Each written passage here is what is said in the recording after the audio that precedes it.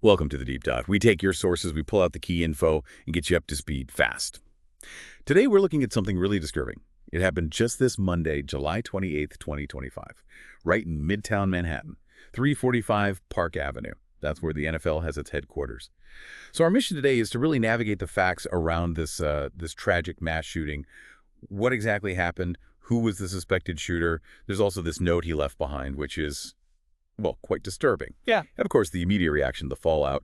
We'll cover it all from his drive across the country right up to the statements made by political figures afterwards. Yeah, and this deep dive, it really shows a complex picture. You've got this personal grievance, a really specific claim about a brain injury, CTE, and then these much broader questions for society that come up. We'll dig into what the sources are telling us, things like, details from surveillance video, the exact weapons he used, even the fact that he had had mental health crisis holds before. It's a lot to unpack. Okay, let's start right there at the scene. Monday, July 28th. The NFL headquarters building. Yeah. What was the immediate human cost? The sources are pretty clear on that. They are, and it's devastating. 4 people were killed right away, a security guard who worked in the building, an executive at Blackstone, she was a wife and a mom, an NYPD officer, he was a dad of 2, and also a young employee at Rudin Management, which is in the same building. It's awful. And there was a 5th person. Yes, an NFL employee was also shot, initially listed in critical condition. Thankfully, by the next morning, the sources said he was stable. The suspected shooter himself, 27-year-old Shane Tamura, he died inside the building. Police say it was by suicide. An immense toll. Oh. And immediately, obviously, everyone wants to know why, which brings us to that note. Yeah. The note found in Shane Tamura's pocket. What did it actually say? How did he connect this to the NFL? Right. The note is, well, it's pretty central to understanding his stated motive, at least. It seems there were 3 pages. One page straight up accused the NFL of hiding the dangers, the risks to players' brains from football, and doing it to maximize profits. Okay, a direct accusation. A very direct one. Then a second page specifically named CTE, chronic traumatic encephalopathy, and it blamed football for it. And the 3rd page. That one was chilling. Just a simple, almost pleading request. Study my brain, please. I'm sorry. Wow. So he explicitly mentioned CTE. Just remind our listeners, what is CTE, broadly speaking? And what connection did Tamura actually have to football? Did he play? So CTE, it's a degenerative brain disease. It's linked to repeated head trauma, hits to the head. We often hear about it in, military veterans, boxers, hockey players, and of course, football players. Right. But here's the really interesting part from the sources. Tamura did play football, but only in high school. Back in Los Angeles, where he grew up. He didn't play professionally. He had no known direct link to the NFL itself. So he wasn't a former player with a grievance? Not in the professional sense, no. It kind of suggests how much the public conversation around CTE and football might have influenced him, even without that direct NFL experience. And, we can't know for sure if he had CTE. It can only be diagnosed definitively after death. Doctors might suspect it based on symptoms and trauma history, but... We don't know yet. Exactly. His brain will be examined, though, as part of the autopsy. That was his request, after all. Okay, so this wasn't something impulsive. The sources indicate he planned this. He traveled quite a distance. That's right. He lived in Las Vegas, Nevada, worked there, too, in the surveillance department at the Horseshoe Casino. Police tracked his car, a BMW. It shows he left Nevada on Saturday, drove across the country, basically, and entered New York State on Monday, just about 2 hours before the shooting started.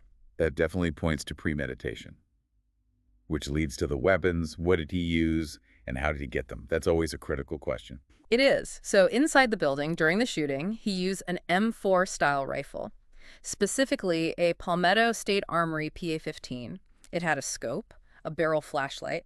It's very similar to an AR-15 assault rifle. Okay, a high-powered rifle. What about his car? In the car, police found more. A loaded Colt Python revolver, a .357 caliber, plus extra ammo, some medication, and 2 cell phones. And how did he get these, particularly the guns? Well, the sources say the .357 revolver, the handgun, that was purchased legally by him.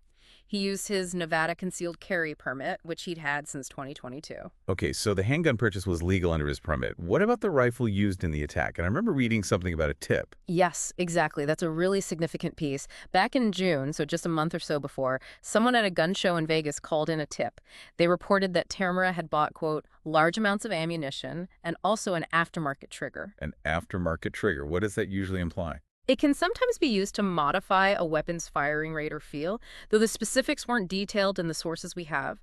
But buying a lot of ammo plus that trigger component was enough to make someone raise a flag. And this connects to his history. It connects in a really concerning way when you layer on this other information from law enforcement sources. They indicated he'd had 2 mental health crisis holds in Nevada previously. 2 holds. When? One in 2022 and another more recently in 2024. Now, these holds, they typically allow police to detain someone for up to 72 hours. If they're believed to be a danger, either to themselves or, to others, then medical staff take over the assessment. So we have documented mental health crises, a public tip about concerning purchases, and yet he still legally possessed firearms, including the handgun, and acquired the rifle. That's the complex picture the sources paint. The intersection of mental health flags, gun laws, and warning signs. It raises a lot of questions. Let's trace the attack itself inside 345 Park Avenue. How did those moments unfold, according to police and video? It sounds absolutely terrifying. Police said when Tamura walked into the building, he immediately opened fire on an NYPD officer who was stationed there. Then he shot a woman who tried to take cover nearby. After that, he basically spread the lobby with gunfire. He shot the security guard near the elevator bank. And there was evidence pointing towards his target. Yes, apparently there were bullet holes left in a large NFL crest or logo on the wall near one of the elevator banks. It really reinforces the idea that the NFL was the intended target. But then there was that strange detail from the surveillance footage. Right, the eerie detail, as the police described it. The video caught him letting a woman walk out of an elevator. He just allowed her to pass, didn't shoot her. He spared her. It seems so. Mayor Eric Adams specifically mentioned this. He said Tamura, quote, allowed her to walk past him without any action at all. That's bizarre. What happened next? Did he go up? Yes, he then got into an elevator himself and went up to the 33rd floor. But here's another twist mentioned by Mayor Adams. It seems Tamura might have taken the wrong elevator bank. He ended up not at the main NFL offices, apparently, but at the offices of Rudin Management on that floor. Rudin Management, the company where one of the victims worked? Exactly. That's where he shot his final victim before dying by suicide. Mayor Adams stated it pretty plainly on FOX5. It appears as though he was going after the employees at the NFL. So a specific target, but perhaps a tragic error in navigating the building itself. That seems to be what the initial assessment suggests, yes. As you'd expect, an event like this immediately triggers reactions from public figures.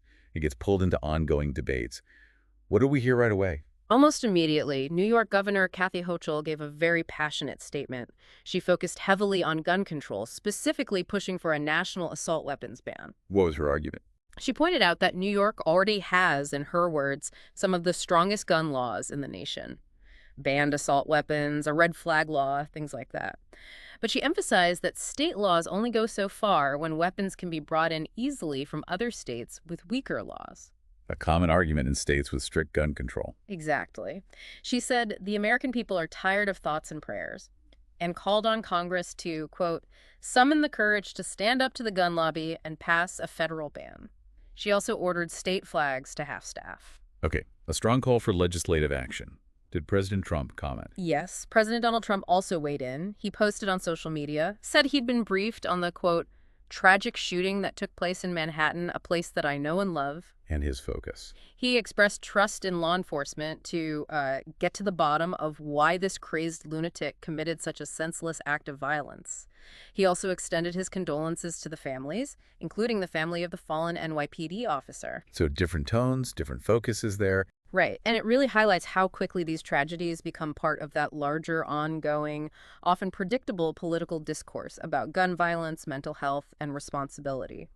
Each side tends to latch onto the details that fit their existing narrative. Yeah, you see that pattern repeat. Almost instantly. So let's try to synthesize this. We've gone through the tragic events, the shooter's specific claims about CTE and the NFL, his background, the weapons, the attack itself, and the immediate political reactions.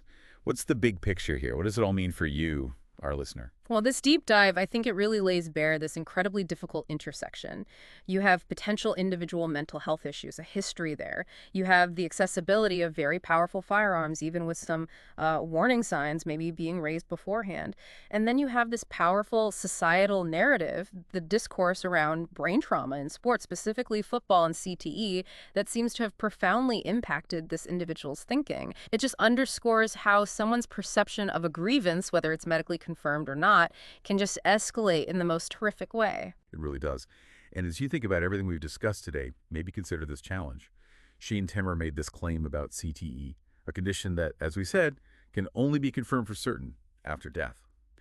Think about that diagnostic difficulty. How does that specific aspect, a potentially serious, self-perceived condition that's hard to verify in life, interact with things like prior mental health holds and the ability to legally acquire firearms? Does it change how we think about prevention? Does it change how we approach diagnosis or intervention? What does society do when faced with these incredibly complex cases where mental health, potential physical conditions like CTE, access to weapons, and personal grievances all collide? It definitely leaves us with some heavy questions to consider long after this deep dive ends.